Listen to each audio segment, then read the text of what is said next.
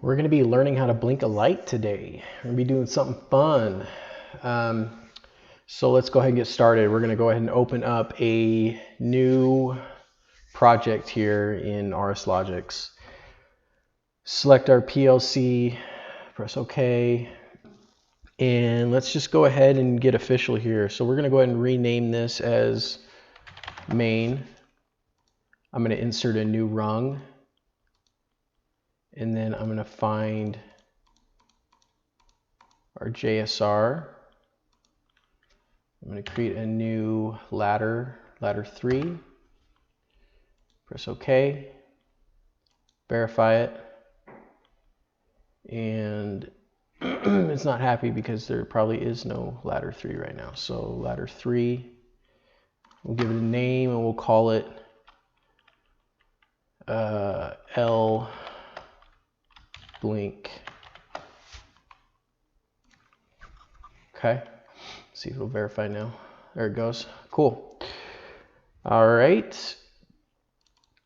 Now let's go ahead and learn how to do that. So first thing we're going to do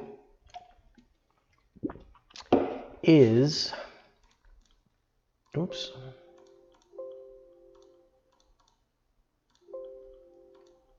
All right, anyways, first thing we're going to do is create a new rung. And let's see, we're going to come over here to our timer and counter section, and we're going to insert a TON. This is a timer on delay.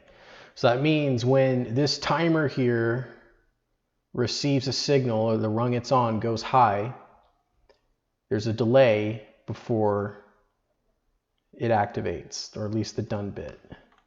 These timers have different bits. So like, for example, your timer will activate an enable bit, which means the enable bit is always high as long as the timer is on. Then you have a done bit. So that bit comes on after the timer is done counting to its preset. So we got a couple things here. Number one, you got timer right here. We need to give our timer a name. And so this is going to be, all your timers over here are referenced by T4. So you can come over here and look at this. We got T40, right? Okay, we have that one available to us. So we'll go come over here and go T40. So we're going to reference T40 in this TON instruction. Just going to say OK. I think most people like to use the millisecond setting on the time base, and that's usually what I do. And so, for example, if we want this timer to go every second, I'm going to set the preset to 1000, because there are 1000 milliseconds in a second. And then just leave accumulated here alone. Leave that at 0. That's going to show you in real time what value your timer is increased to, or what value it's currently at in the timing process. So you have your timer name, T40, you have the time base it's using, so we're in milliseconds. Preset, I want it to go off every second, so that's equal to 1000 milliseconds. And accumulated, again, just shows you where you're at in the timing process. Okay, cool. So now we've got our first timer set up. Now what I want to do, now what I want to do is throw in a branch. Okay, so I threw in a branch. I'm going to grab this red section here. I'm going to hold it, drag it over here. Boom. Okay, now we have a branch. I'm going to go ahead and insert a new bit here. Normally open contact. And I'm going to give this, I'm going to reference our timer here, which is that we used is T40. I'm going to put a slash, and I'm going to go DN for done.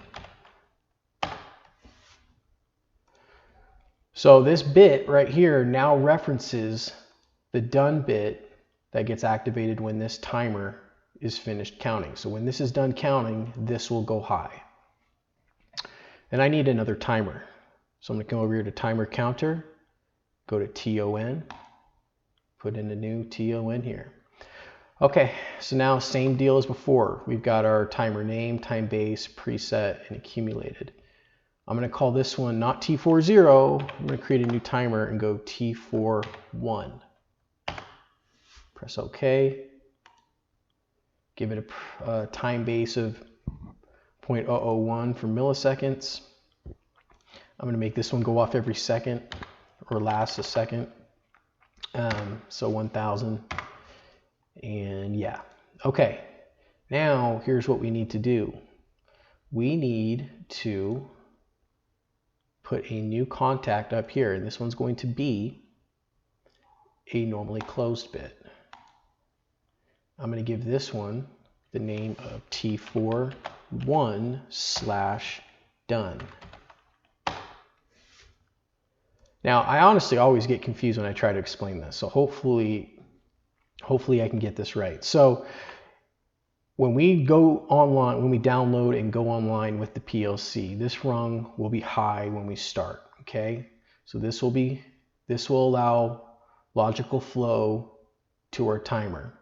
Our timer is going to get activated, and as soon as it's done counting to 1, after 1 second has passed, our done bit is going to activate this timer. This timer will count to 1 second, and after that's done counting, it's going to activate our done bit. So that will open this up, and then it'll immediately close again and then activate this timer here. Then this done bit will come on, then it'll activate this timer, and then as soon as it's done counting, it's going to open this up and remove logical flow to this timer, and then immediately close again and start. It's just a process. Boom, boom, boom, boom, boom, boom, boom. Okay.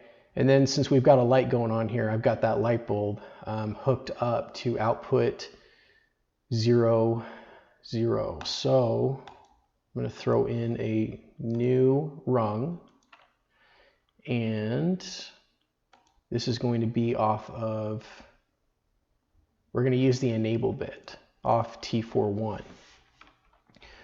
T41/EN. Okay, so now we're referencing the enable bit off this TON, off T41. So for the entire duration that this timer is on, for that 1 second, this contact will be high, and then we'll be activating our light. So our light will be on for 1 second, it'll be off for 1 second, and then it'll be on, off, 1 second each time. So this is output 0, 0. Okay. All right, cool. Let's try this out. Let's see if I got it right the first time. And we'll go ahead and go to comms, system comms. So we're seeing our PLC. I'm connecting through serial cable. I'm going to press download, and we'll just save it. Yes, I want to replace the existing file. Yes, I want to proceed with the download. Yes.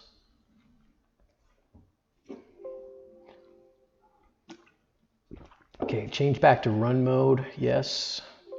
Yes, I do want to go online. Cool, it's working. Look at that. So you can see here, you can't see this going off right here. It's just so quick that it happens that it just doesn't register. Because this has to be turned off to be reset. This has to go off really quickly in order for this to be reset. So yeah. And then I'll show you the light, and then I'll put a split screen going on so you can see that. So.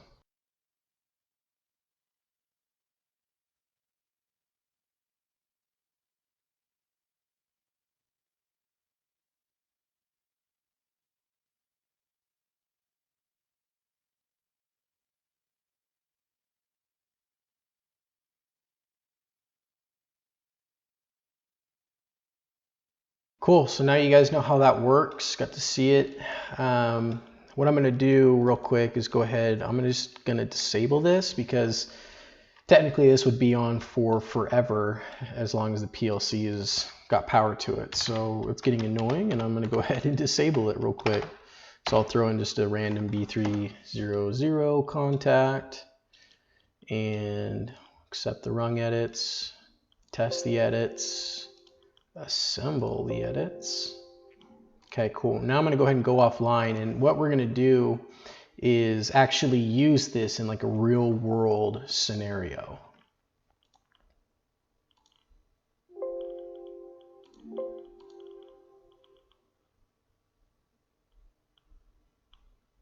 Okay, so this is our scenario. We've got a tank on the right hand side there. Water gets put into this tank, and it is Bob the operator's job to do this. Now, Bob the operator is awesome.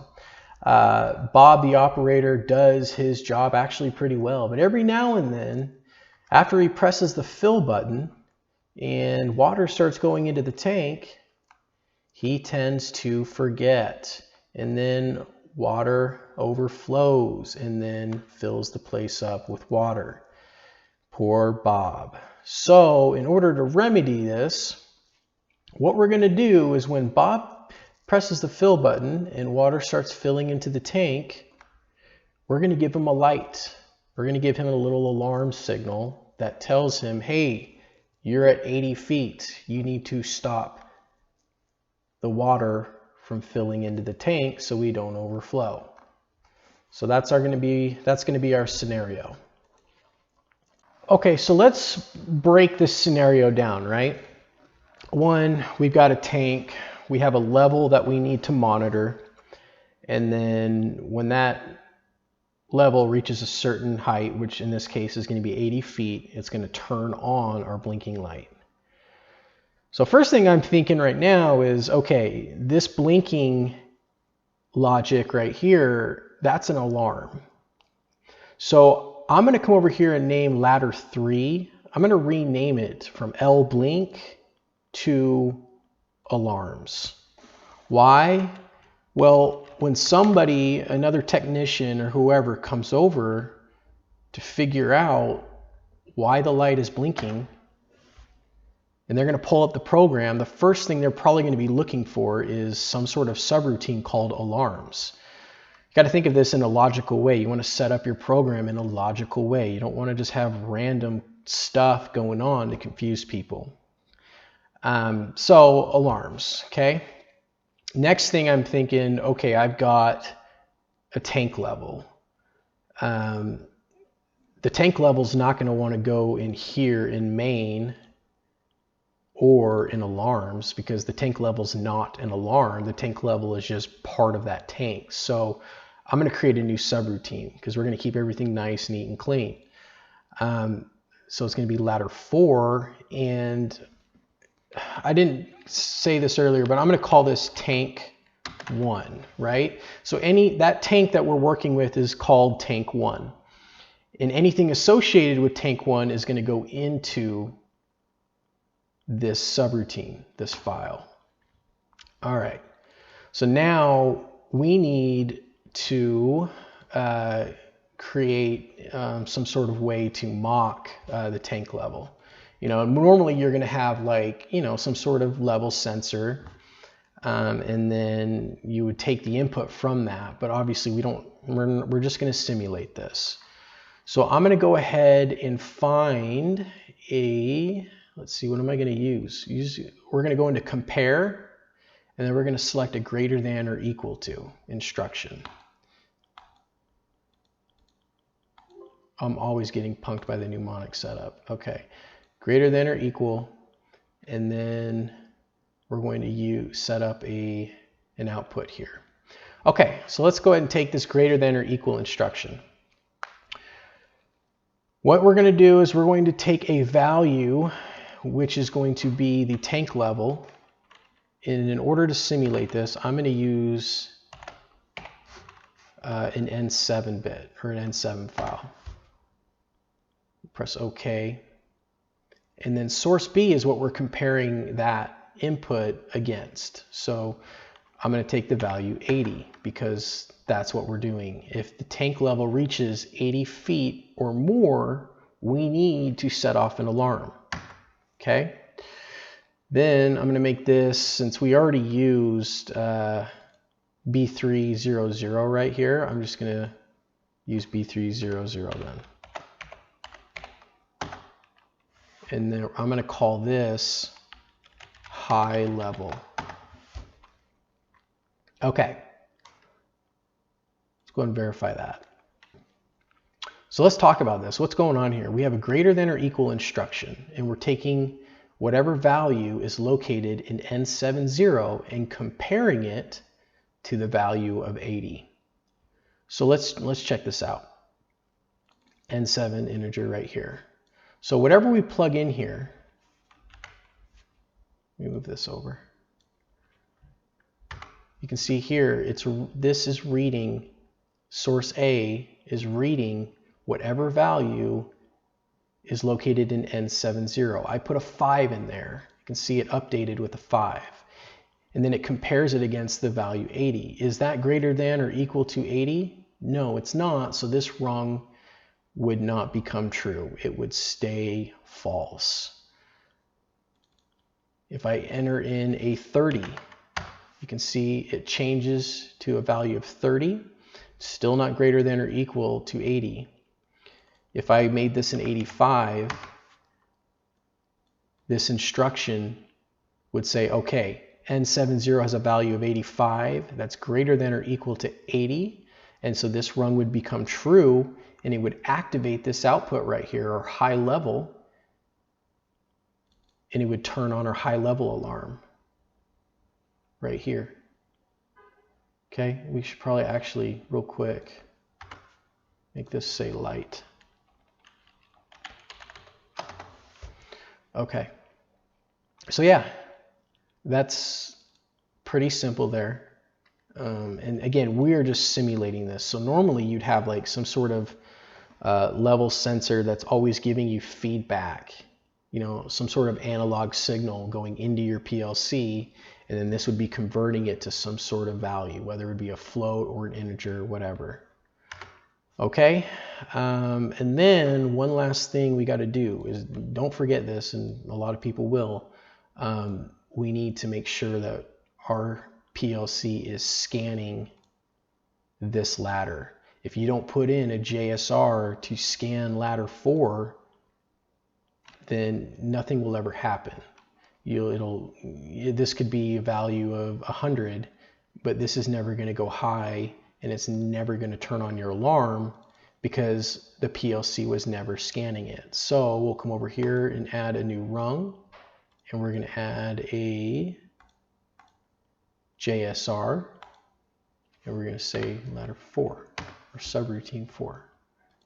Okay, verify that, and let's see, are we good to go over here? We're good to go over here, and let's go ahead and go online, or download and go online. Alrighty, we're going to go up to comms, system comms, and select our PLC, press download. Yes, I want to proceed. Yes, it's downloading. Yes, yes. Okay, so we downloaded the program to the PLC with the value of 85 in it, so we should have had it at 0. Okay. So here we have our main file. Our PLC is scanning all our routines. Here's our alarms. High level has not been activated yet because our level is at 0. So we have an empty tank right now. Okay.